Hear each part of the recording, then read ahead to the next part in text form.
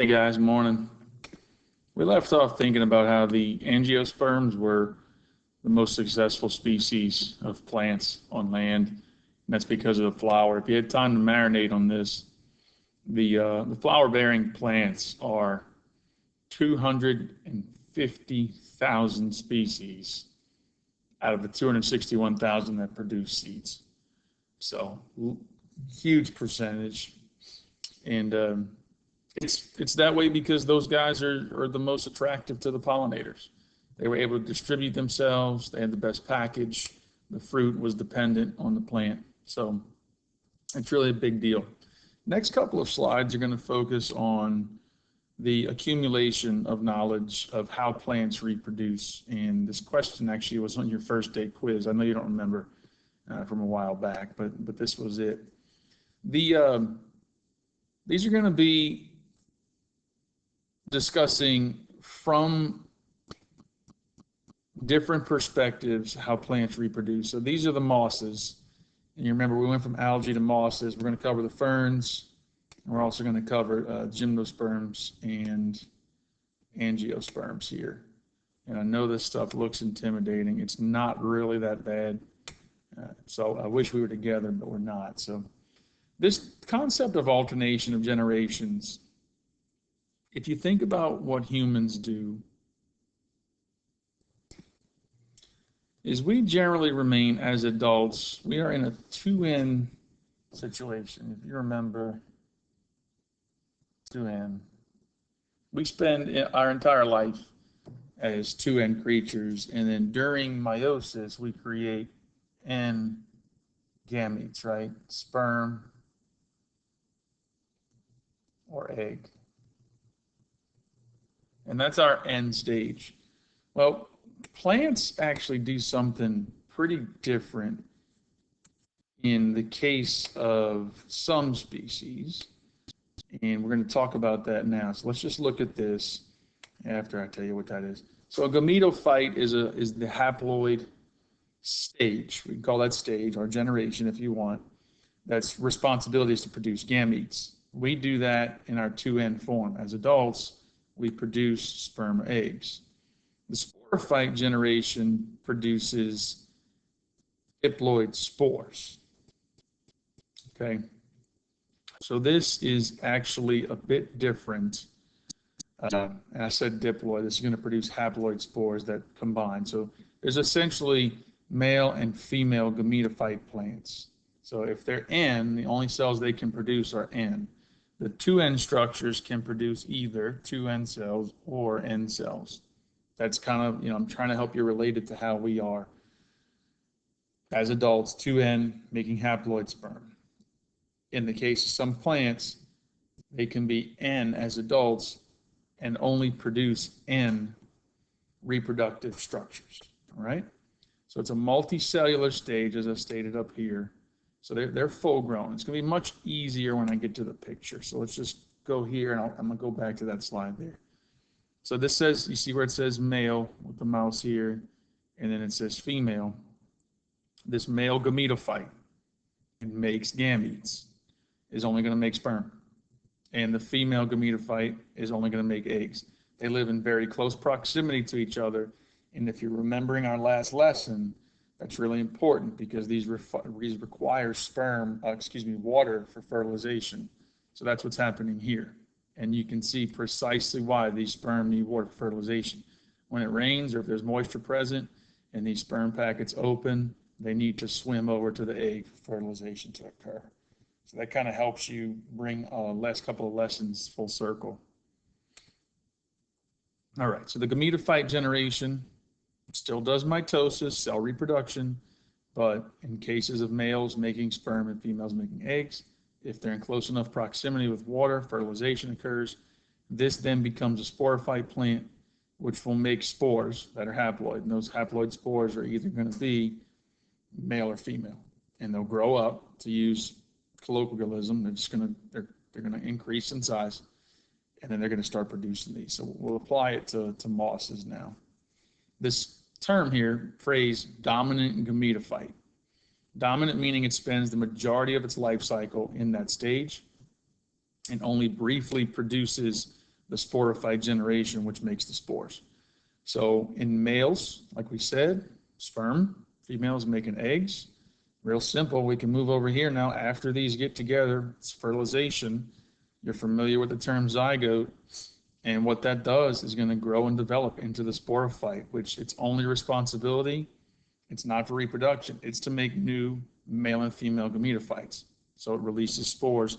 Y'all actually could probably go outside, pause the video, go outside right now and look on the north side of your house. I know I saw these yesterday on the north side of mine. It's going to look like little green mats, and then there's going to be some spore stalks off the top, and we call those sporophytes. So they grow right out of this two-end structure. They release spores. Those spores hit the ground. If it's wet, they'll grow. The plant will expand in size, and then these will start growing up out of the ground and repeat the process all over again. Why do I say the north side of the house? Let you think on that just for a second. We're in the southern hemisphere, so the sun hits the southern side of the house. What exists on the north side of the house for longer throughout the year?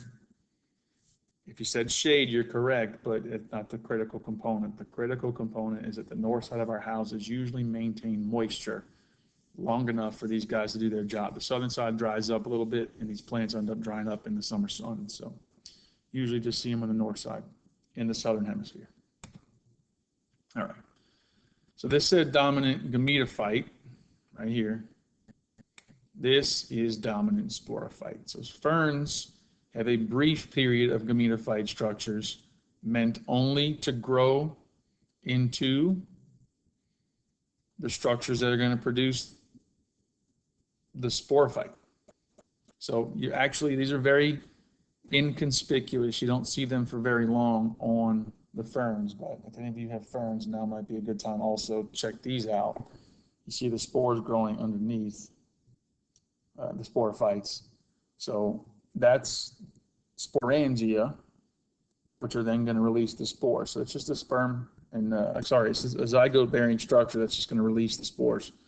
So female gametangium,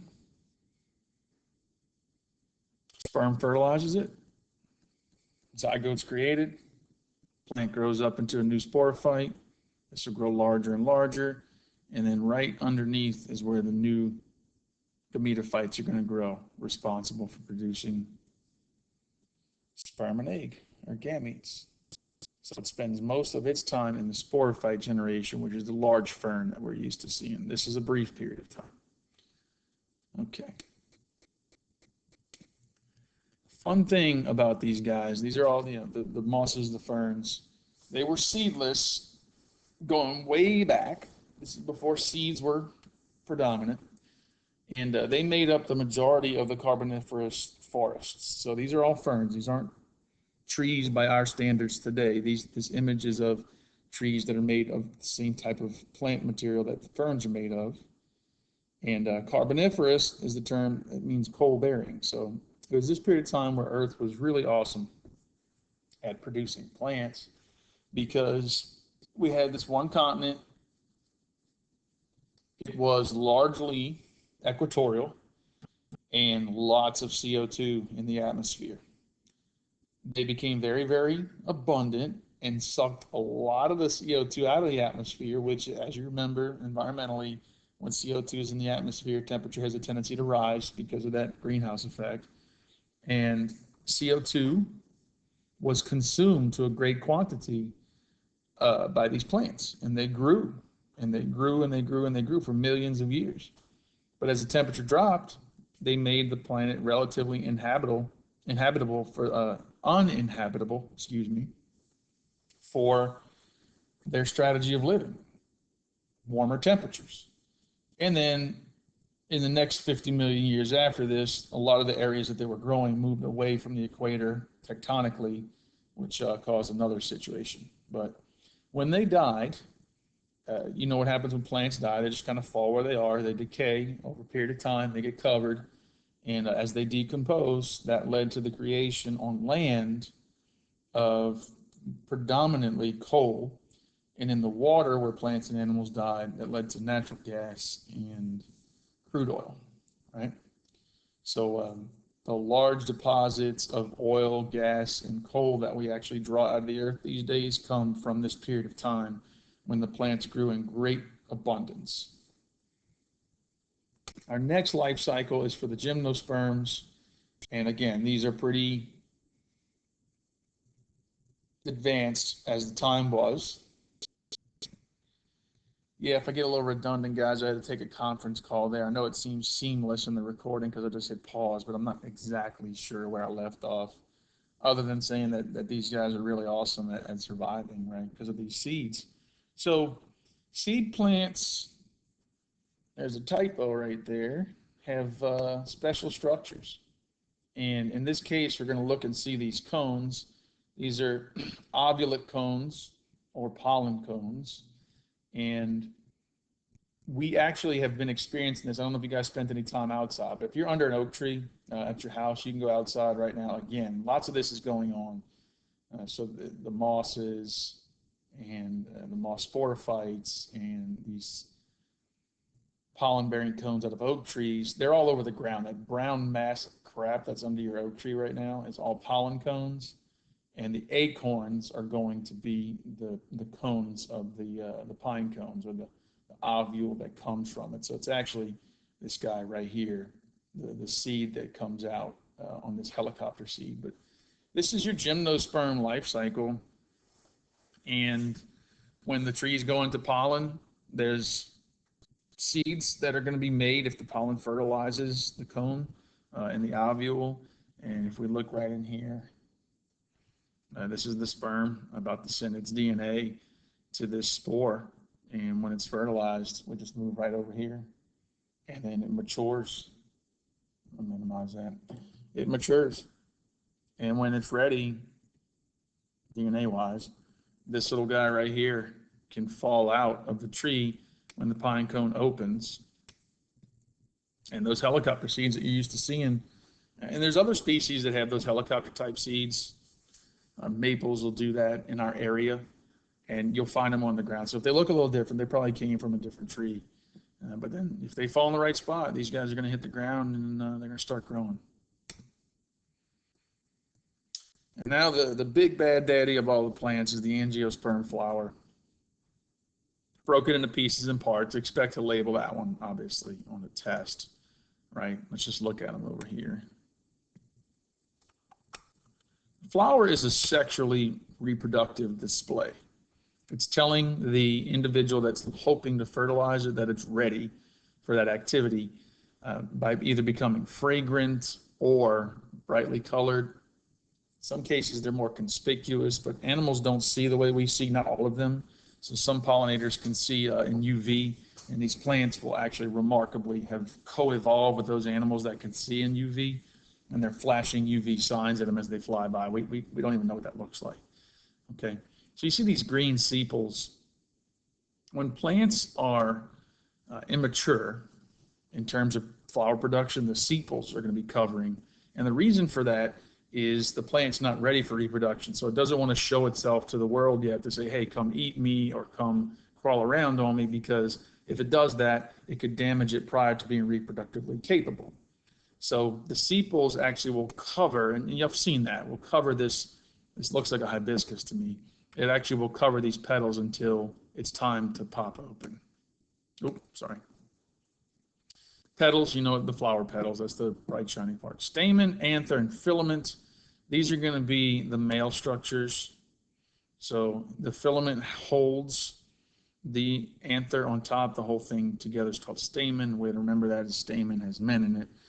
And then the carpel has the stigma, style, and ovary. And the stigma will usually, in some cases, produce a nectar that attracts the pollinator. The style just kind of is the same as the anther, holds it in place. And then the ovary down here holds the ovules, which will eventually become those fertilized seeds. And I think y'all get how that works now. Yeah, that takes care of that. So very conspicuous. They're all come different shapes and sizes and fragrances, and it's all about the pollinators, right? And this is what allows them to get up out the ground. We mentioned lignin, we mentioned stomata, the cuticle. We've talked about all this already. So in their life cycle, we call all these structures fruits. because they have reproductive zygotes in them, right? So dominant sporophyte, a tree is a tree all the time, spends very little time making its gametophytes. And those usually come in the form of some type of fruit or a seed. So we take a look here, start up here, pollen grains. Here's the ovary. If the pollen grain comes into contact with the stigma, a pollen tube will grow. And as that pollen tube is growing, the sperm will swim down and fertilize each of the seeds down there. And when it's extremely successful, it doesn't happen that way. Not all seeds work out, but that's why plants produce billions of them per season. And then inside of this seed, the zygote's going to grow, become an embryo, and inside the ovule. And when they're seeds and the fruit is either eaten or falls out of the tree or any number of modes of transmission, the seed can fall to the ground inside that fruit, and it's going to end up becoming the next generation if it's successful. One of the best parts about that piece of fruit is that it's got moisture on the inside, and those seeds can grow through that moisture, use the nutrients, and then grow roots into the ground after germination. All right. So we'll start our next class looking at the varying types of fruits. I don't know if I can finish it. We'll see. It's kind of a long lesson, as you can tell, but work on that study guide, and we'll have a video chat this week at some point. Later.